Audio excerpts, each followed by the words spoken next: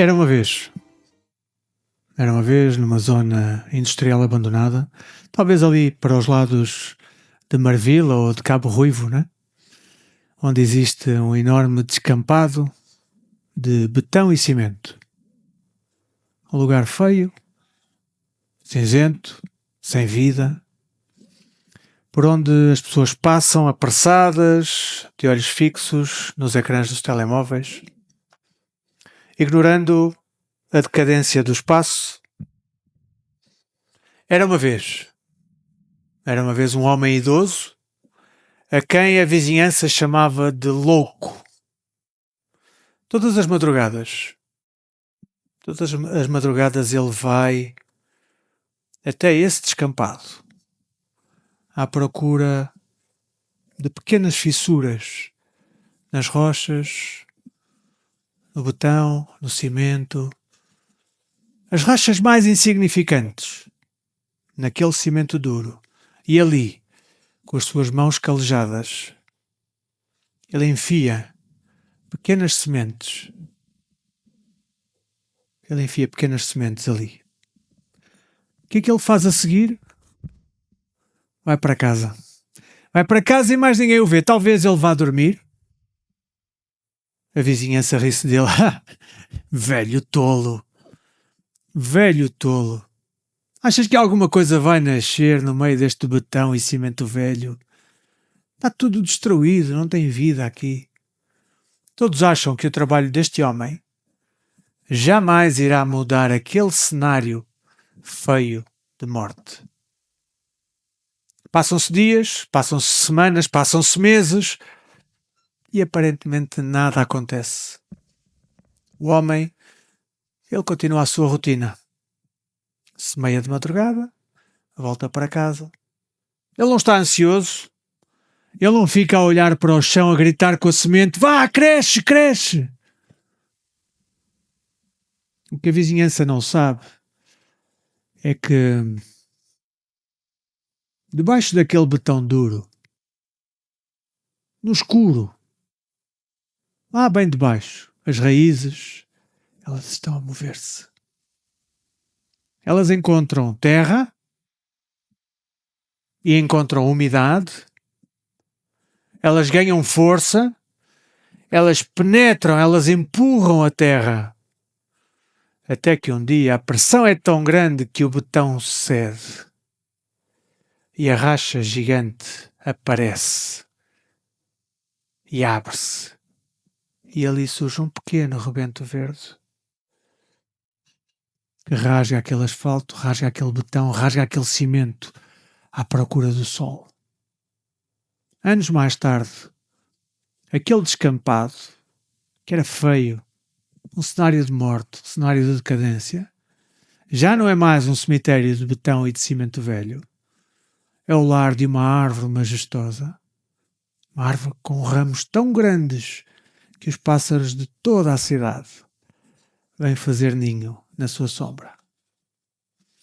O velho jardineiro, ele não fabricou a árvore. Ele apenas semeou. O poder de rasgar o betão estava dentro daquela semente. E a Bíblia usa constantemente a imagem da árvore como um símbolo de vida, um símbolo de fertilidade e também um símbolo do poder de Deus. A força desta imagem ela é tão grande que os judeus eles tinham o costume de usar nomes de árvores para os seus próprios nomes. Eles faziam isso como um selo da graça de Deus nas suas vidas. E sabem, uma curiosidade, sabem que ainda hoje em Portugal, aqui no nosso país, muitos dos nossos apelidos, eles provam esta herança judaica? Quando tu olhas para o teu cartão de cidadão e lês Ramos, Oliveira, Carvalho, Pereira, Macieira, por exemplo, não é? Alguns nomes de árvores. Pinheiro. Está ali a Marta a insistir comigo. Pinheiro.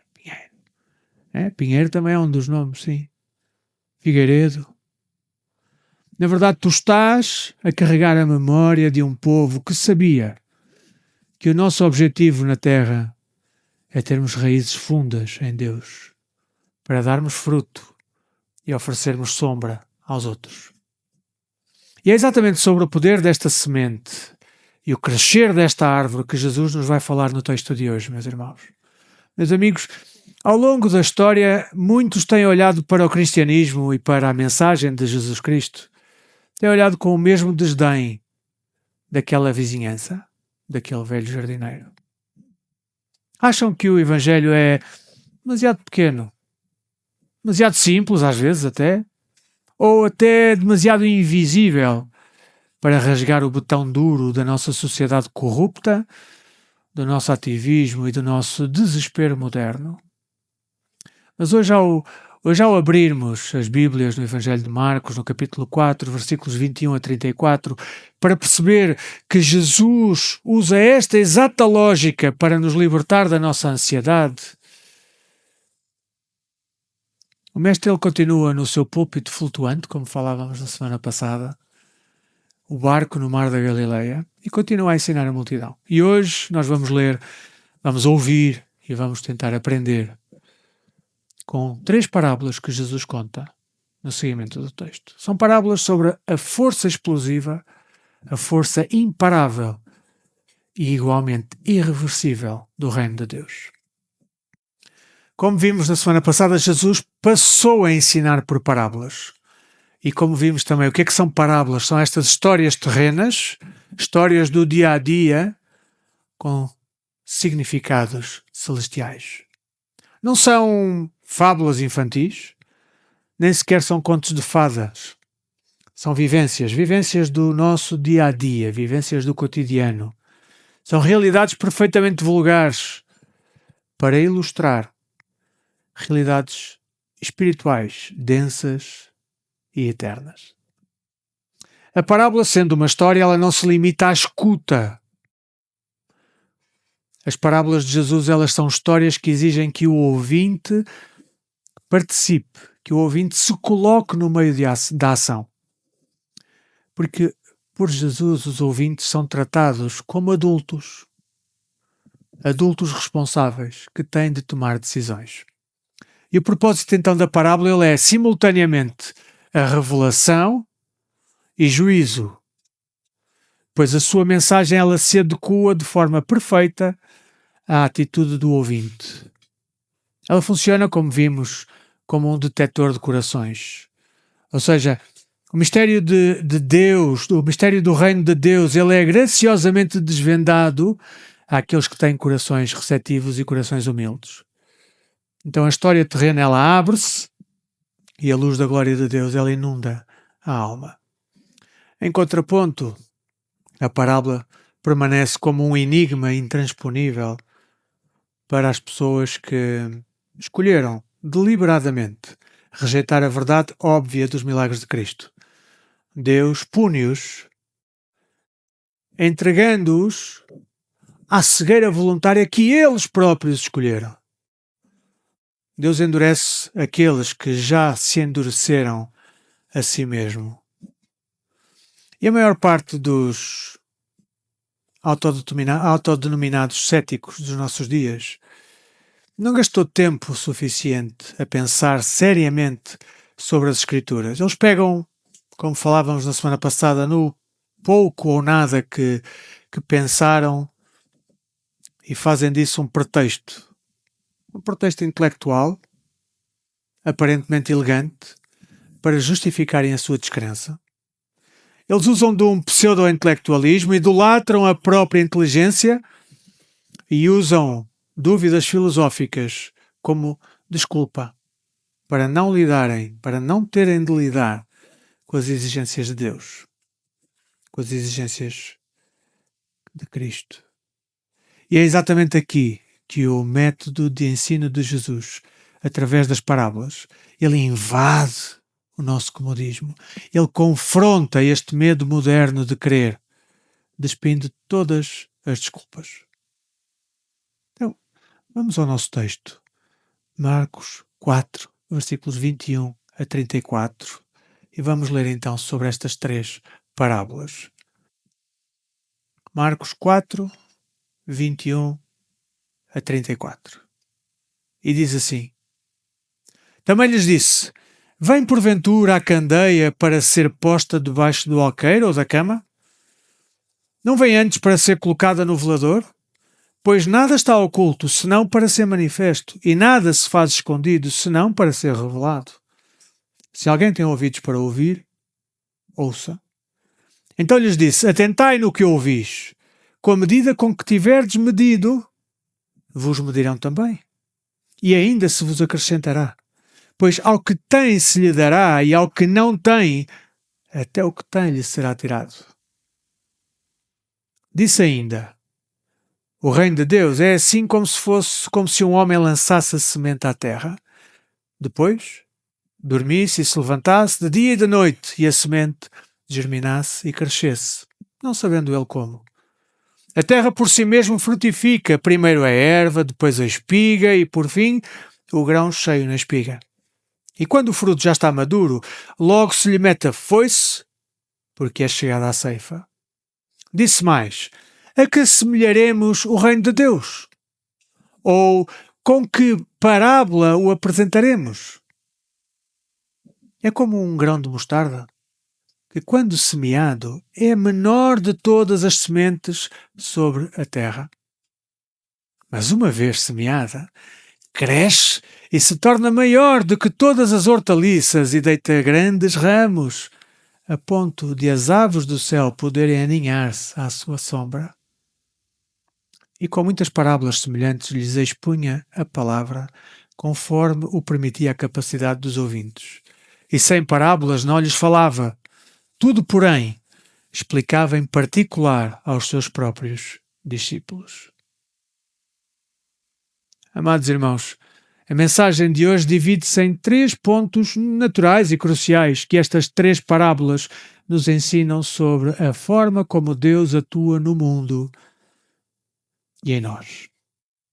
Então, a candeia é a visibilidade inegociável da fé. Já a semente, aquela que é plantada, é o descanso na soberania de Deus.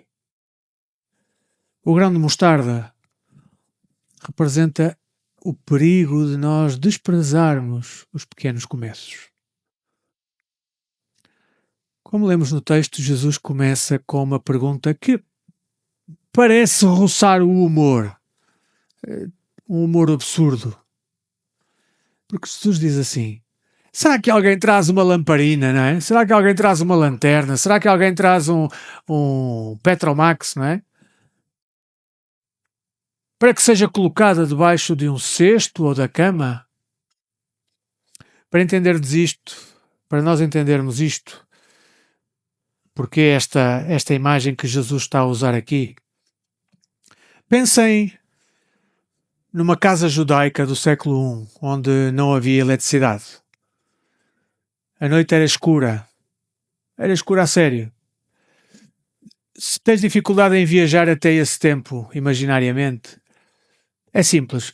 Alguma vez saíste da cidade, foste para o campo e ficaste ao ar livre ao anoitecer e percebeste, numa zona onde não há iluminação artificial, que de repente as coisas ficam efetivamente escuras.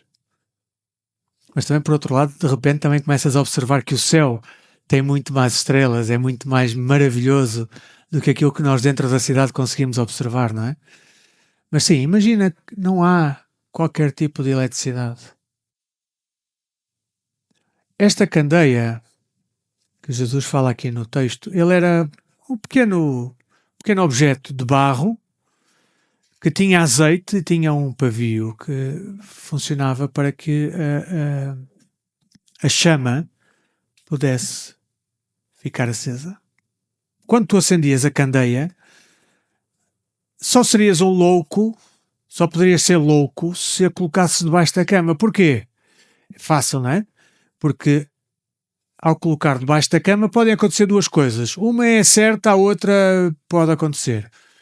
A primeira que pode acontecer é o facto de a candeia se apagar porque debaixo da cama o oxigênio vai se esgotando e deixa de ter forma de ter a chama acesa.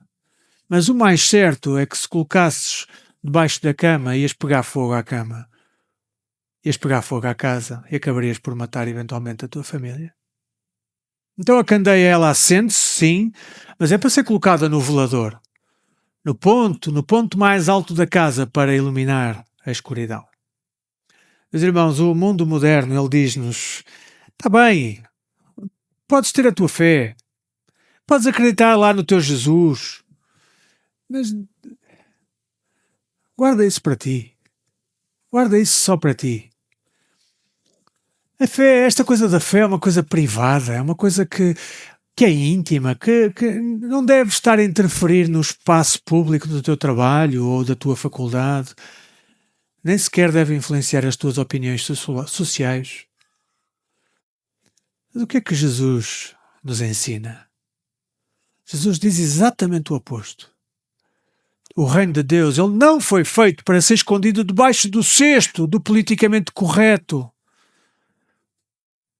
Se a árvore rompeu o betão, ela vai ser vista.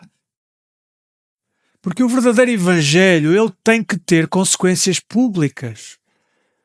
A tua santidade, a tua ética no escritório, a tua honestidade com o dinheiro, o teu perdão àquele que te ofendeu. Tudo isso, meu querido, tudo isso é a candeia no velador. Não existe cristianismo de agente secreto. Porque ou a luz brilha, ou a luz está apagada. E reparem bem nos esconderijos que Jesus menciona aqui no texto, porque ele fala da cama e fala do cesto, ou seja, o alqueire. O alqueire era uma medida para o comércio de cereais, era uma medida de onde, portanto, era um cesto onde colocavam cereais e aquilo funcionava de medida. O que é que estes dois objetos representam? A cama e o alqueire, o cesto. Representam o nosso conforto, a cama, e por outro lado representam a nossa atividade profissional, o comércio. E é precisamente no comodismo ou na nossa obsessão pelo trabalho que mais escondemos a luz de Cristo. E a seguir Jesus deixa um princípio do reino que tem de ser muito bem compreendido. Porque Jesus diz assim, atentai no que ouvis, ou seja, prestem bem, prestem atenção àquilo que ouvem. Com a medida que tiverem medido, vocês serão medidos. Meus irmãos, a teologia da prosperidade que tem sequestrado aqui, distorcido este versículo para ensinar que se tu deres muito à igreja, Deus vai dar-te muito mais dinheiro de volta. É mentira. É mentira, não é isso que está aqui neste texto. O contexto aqui não tem nada a ver com finanças, o contexto aqui é a forma como tu ouves a palavra de Deus. Deus é aquela fonte inesgotável de águas vivas. Fonte de águas vivas. Ele é a fonte que nunca seca. E a questão não é se há revelação suficiente, a questão é o tamanho da vasilha que tu trazes para o culto. Se tu chegas ao culto, vens aqui ao culto do domingo, com um cálicezinho minúsculo, tipo um cálicezinho de shot, um copinho de shot, ou, se quiseres, não queria usar muito a ideia porque nós usamos esses cálices na ceia e não queria associar à ceia. Vamos ficar no copinho de shot. Aqueles copinhos pequeninos, não é? Se tu vens com um copinho desses para cumprires a tua religião e ires embora, o que é que vai acontecer? Tu até podes ir com o copo cheio, mas é só com aquilo. Agora, se tu chegas ao culto, se chegas perante Deus e trazes um caminhão cisterna, ou seja, um coração com fome, um coração com sede autêntica do Senhor, Ele vai encher-te até transbordares e dar-te ainda mais sabedoria e ainda mais luz. Então o tamanho do que recebes de Deus vai depender da fome com que tu procuras. Isto não é conversa de karma. Isto é Deus. É Deus a tratar-nos como adultos. Se deres a Deus os restos do teu tempo, se deres a Deus a tua fé de copinho de shot, essa mesma fé vai se manter fraca. Agora, se tu mergulhas nele, de cabeça, a tua luz será deslumbrante. E Jesus avisa-nos que aos que têm se lhe dará, mas aos que não têm, até o que têm lhe será tirado. Então, na esfera espiritual, ficar parado é impossível, meus irmãos. Ou nós avançamos, ou nós recuamos. E a advertência aqui, ela é cirúrgica, porque se tu não usas a luz que Deus te deu, se não te alimentas da palavra, o texto na Bíblia diz que até a aparência do conhecimento, aquela familiaridade superficial de bom cristão que tu pensas ter, até isso vai desaparecer. A religiosidade de fachada, ela não se sustenta no tempo. Por isso, meus irmãos, o verdadeiro crente ele tem de ter alcance. A tua fé, ela não se limita ao teu espaço íntimo do quarto. A tua fé cristã autêntica, ela tem de invadir, tem de iluminar o espaço escuro do teu escritório, da tua escola, da tua vizinhança. Mesmo para os que não creem. Não dá para conter o alcance de quem foi verdadeiramente iluminado por Cristo. E se a primeira parábola ela nos chama à ação, ou seja, nos chama a brilhar, a segunda parábola chama-nos ao descanso. Esta parábola ela é exclusiva do Evangelho de Marcos, nós não encontramos nos sinóticos em Mateus ou em Lucas. E Jesus diz que o reino é como um agricultor que lançou a semente na terra. E depois o que é que ele faz? O que é que este agricultor faz? Fica a ter ataques de pânico ali no campo? Passa a noite a roer as unhas, a escavar a terra, deixa lá ver se a semente está a germinar? É isso que ele faz? Não. O texto diz, e é muito claro, ele dorme e acorda de noite e de dia, e a semente germina e cresce, sem que ele saiba como. Porque a terra por si mesmo frutifica. E o termo grego usado aqui para por si mesma é automate. De onde vem a nossa palavra? Conseguem imaginar qual é a palavra que vem? Automático. Automate. Automático. Muito bem. O agricultor faz a sua parte, lança a semente, mas a vida, o milagre da transformação, o crescimento que rompe o betão, ele pertence exclusivamente a Deus. Atualmente nós vemos igrejas desesperadas por crescimento, a usar artifícios puramente humanos. Muito entretenimento, jantares grátis, sorteios, manipulação emocional, até tudo e mais alguma coisa para tentar atrair as pessoas. Achamos na nossa arrogância que no nosso síndrome de Sara o Evangelho se calhar precisa aqui de uma pequena ajuda minha. Se calhar preciso de ajudar aqui qualquer coisa para isto passar a ser atraente e eficaz. Mas, meus queridos, a parábola ela destrói isso completamente, porque a vida está dentro da semente, na palavra de Deus, e não no esforço de marketing do semeador.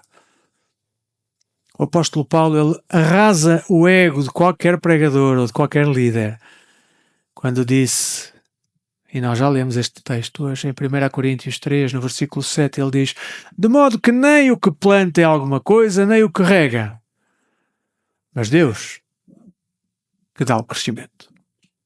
Nós somos pó, somos instrumentos falíveis.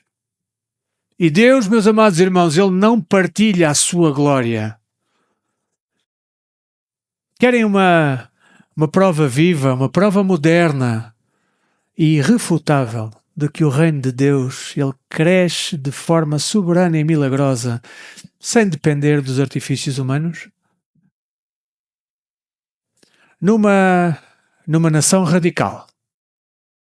Uma nação radical, fechada e assumidamente hostil ao Evangelho, um país onde não existe liberdade religiosa, aquela que ainda vamos gozando e usufruindo por aqui e que a maioria das vezes desprezamos. Estou a falar-vos do Irão, meus amados irmãos. O Irão. Não existem mega igrejas com conforto, com palcos cheios de luzes e tecnologia. Não há grandes eventos. Nem sequer pastores famosos a tentarem vender os seus livros.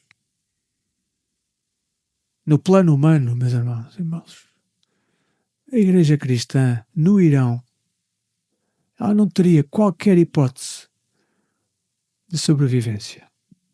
Quanto mais de crescer.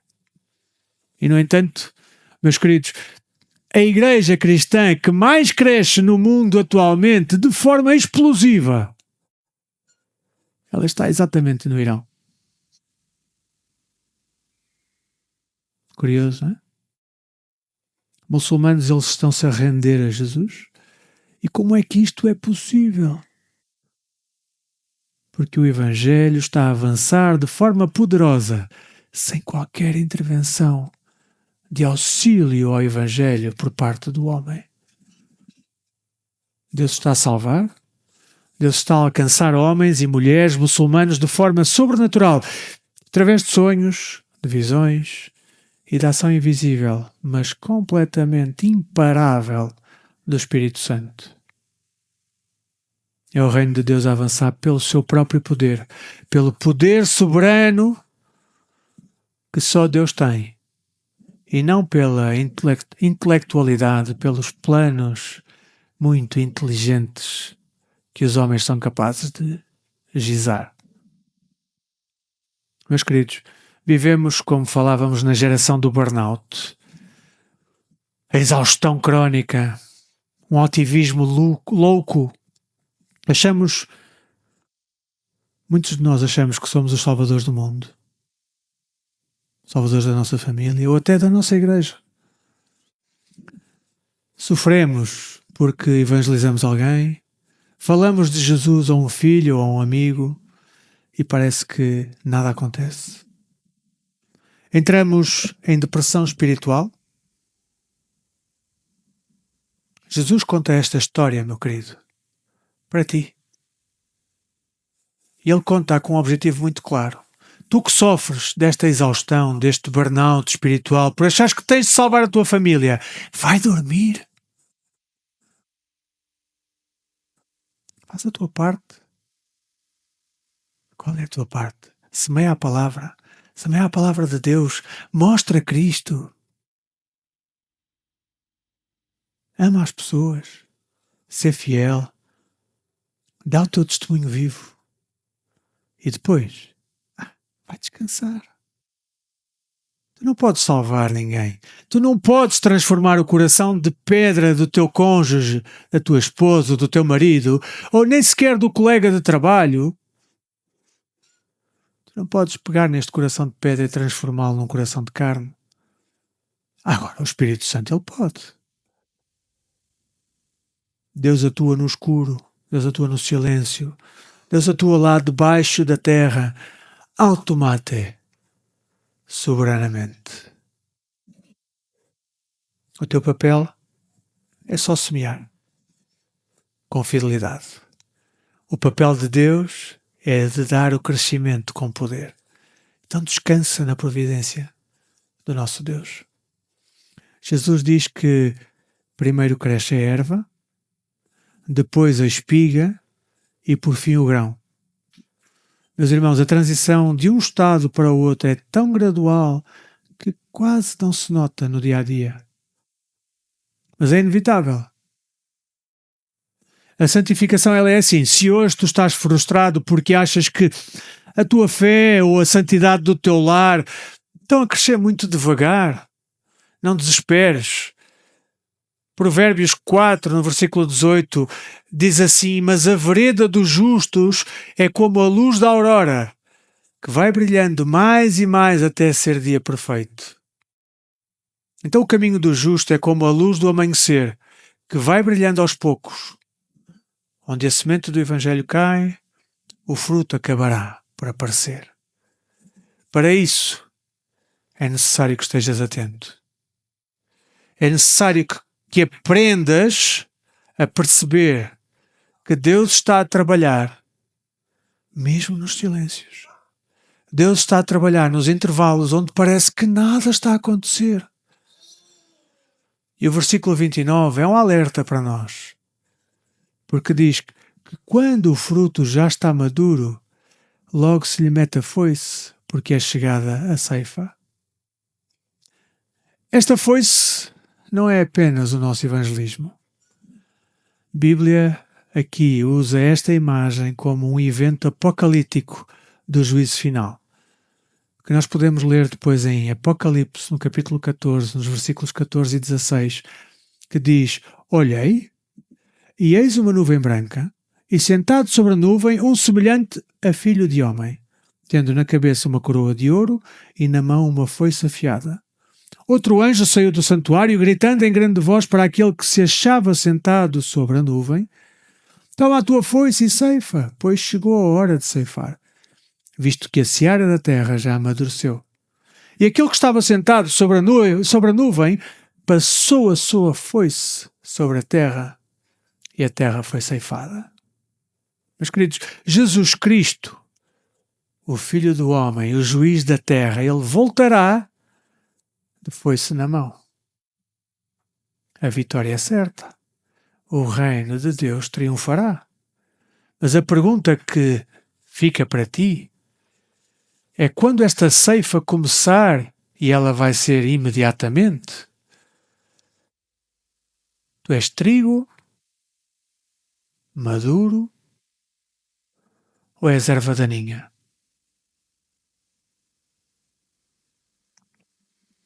Por fim, o mestre pergunta: a que assemelharemos o reino de Deus? Ou seja, com que é que podemos comparar o reino de Deus? Jesus não escolhe o majestoso cedro do Líbano, que é naturalmente um símbolo de poder político, um símbolo de poder imperial.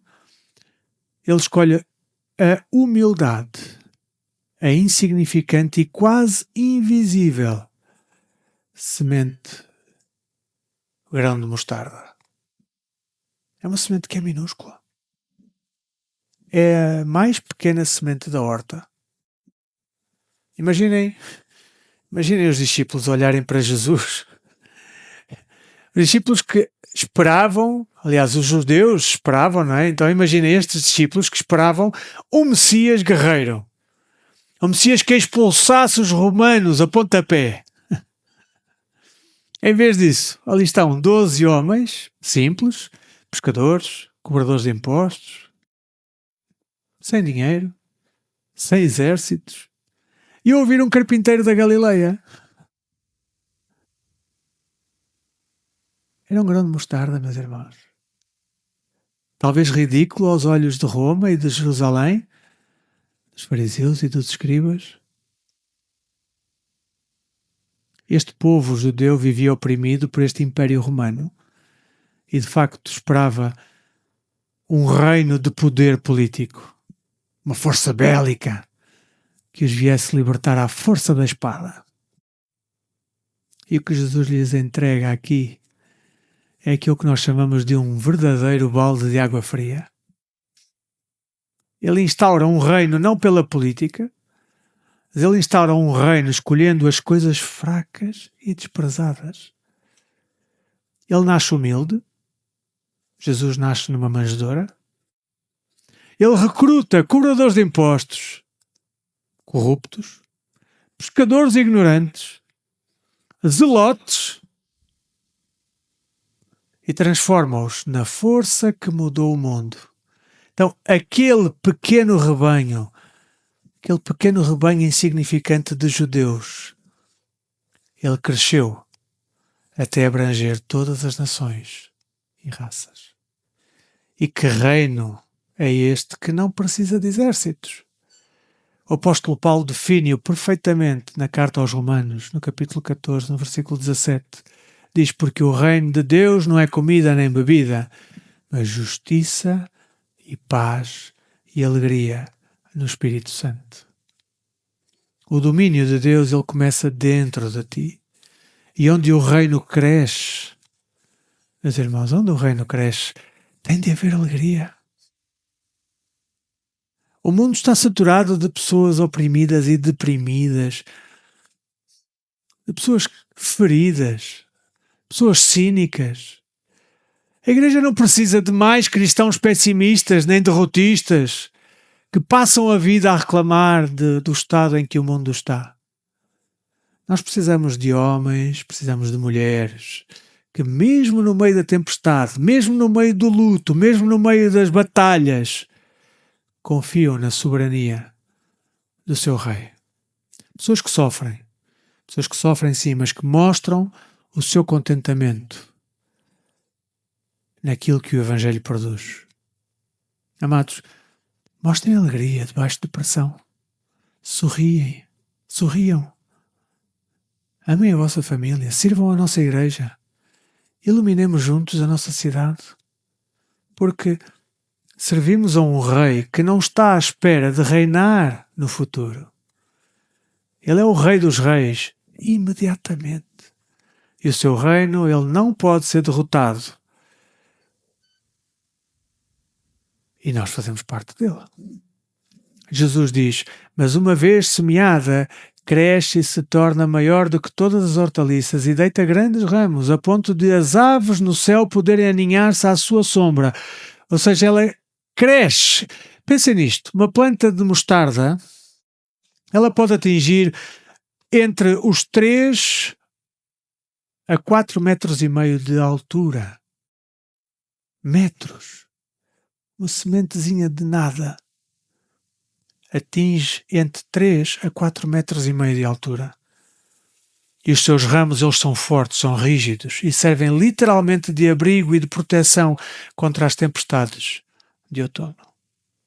Há aqui uma mensagem maravilhosa, escondida neste texto, e ela tem uma profundidade brutal. Quem é que são estes pássaros que se vêm aninhar na sombra? Nós lemos já este texto de Ezequiel 17. E quem estava a ouvir Jesus, os judeus, eles conhecem esse texto de Ezequiel. Eles sabiam que as aves nos ramos de uma grande árvore estavam a representar a inclusão dos povos gentílicos, a inclusão de ti no reino, as nações estrangeiras. Jesus estava a profetizar ali mesmo que aquele pequeno rebanho insignificante de homens desprezados na sociedade, aquele pequeno rebanho de judeus iria explodir e que o Evangelho chegaria a todas as raças, a Portugal, ao Brasil, aos Estados Unidos, à Ásia, a todos os cantos do mundo, até aos confins da terra. E hoje, passados 2000 anos, aquele império romano opressor, poderoso, é poeira nos museus. Já em contraponto, aquele humilde grupo de 12 homens espalhou o Evangelho que hoje abraça milhares de milhões de pessoas em todos os cantos do nosso mundo. Nunca, meu amado irmão, nunca, nunca, nunca desprezes os pequenos começos de Deus. Não desprezes aquela pequena oração que tu fazes todas as manhãs. Não desprezes a nossa pequena congregação onde servimos. Não desprezes a pequena semente de amor que plantas no teu ambiente hostil.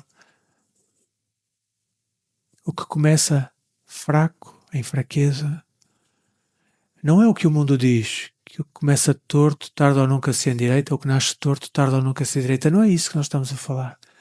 Estamos a falar aquilo que é aparentemente pequeno. Deus consuma em poder majestoso.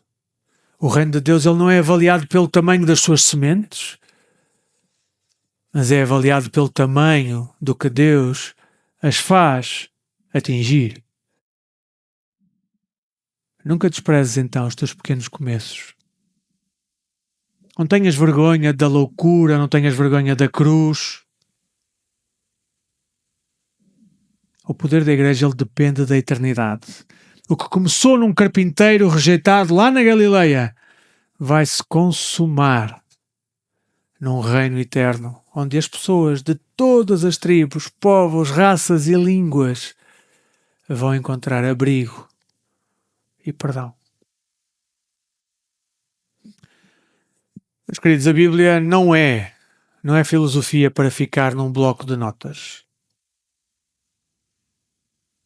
A Bíblia é verdade para ser vivida e na nossa visão de vivermos em amor e serviço a Cristo, no lar, na igreja, no mundo, esta palavra desafia-nos para fora. Então, descansa o teu coração. Tens orado por aquele familiar que parece cada vez mais duro, parece cada vez mais com o betão? Tens tentado incutir princípios cristãos nos teus filhos e parece que a semente não vinga? Planta a semente do amor, planta a semente da verdade de Cristo e depois vai dormir confiado. A semente está viva e Deus sabe trabalhar no escuro. Não caiamos naquela armadilha de querermos competir com o espetáculo do mundo. Nós não precisamos de grandes inícios megalómanos. Nós precisamos de ter fidelidade. Nós precisamos de ser fiéis no grão de mostarda. E que os ramos desta comunidade eles possam crescer não para nosso orgulho, mas efetivamente para dar sombra, para dar descanso a todos os pássaros feridos e a todas as ovelhas sem pastor que aqui vierem como estão. Mas fundamentalmente perante o mundo, perante a sociedade lá fora, o teu testemunho ele tem de ser visível. Tu és a candeia. E como candeia, tu não podes chegar à segunda-feira, colocar a tua fé debaixo da secretária do teu trabalho, colocar a tua fé na mochila da tua escola. Tu tens que deixar a tua luz brilhar. Através do quê? Da tua competência, do teu amor, da tua justiça. Se aquele jardineiro louco que no meio daquele betão plantava todas as madrugadas a semente, semeia, sê a luz, deixa o milagre do crescimento com Deus no universo, do universo. Mas se ainda não entregaste a tua vida a Cristo, verdadeiramente, talvez seja... Repara, talvez até possas ver a igreja como uma mera invenção sociológica. Talvez possas ver a igreja como um clube de boas pessoas. Entende isto? O cristianismo, ele não é uma teoria humana. O cristianismo é o milagre do Criador que está a arrombar a história. O reino está a crescer e a vitória final de Cristo, ela é irreversível, ela é incontestável. O apelo de Jesus para ti, hoje, é para que te arrependas. Para de ignorar a semente. O reino chegou. Rende a tua vida hoje. Rende a tua vida àquele que tem poder para te salvar. Abandona o orgulho. Rende-te ao único rei que morreu de facto numa cruz. Por ti. Para te resgatar. Deixa que ele seja a árvore majestosa da tua vida. Faz isso. Imediatamente. E a ação no Evangelho de Marcos, ela não nos dá tréguas. Nós gostamos de pensar no reino de Deus com um ambiente tranquilo, eventualmente até da agricultura que temos vindo a falar nestas parábolas. Sementes, árvores, passarinhos a cantar, que vêm abrigar-se nas árvores. Mas o que é que acontece quando a tranquilidade da horta ela é substituída por um furacão mortal de madrugada no meio do mar? No seguimento do texto, passando então para o final deste capítulo, nos versículos 35 a 41, Jesus, numa viagem de barco, ele adormece e, entretanto, uma enorme tempestade abate-se sobre aquele barco. Se já tiveste momentos na vida em que sentiste que ias afundar e que Deus parecia estar a dormir na popa do teu barco, parecia que Deus estava a ignorar o teu sofrimento. Próximo domingo, meu querido, é para ti também. Traz o teu colete salva-vidas. Traz a tua Bíblia. Convida alguém que esteja a atravessar também por uma tempestade. Afinal, todos nós as vivemos. O reino de Deus, ele é imparável. Responde-lhe imediatamente. E que o Senhor aplique a sua palavra e a faça crescer nos nossos corações. Amém?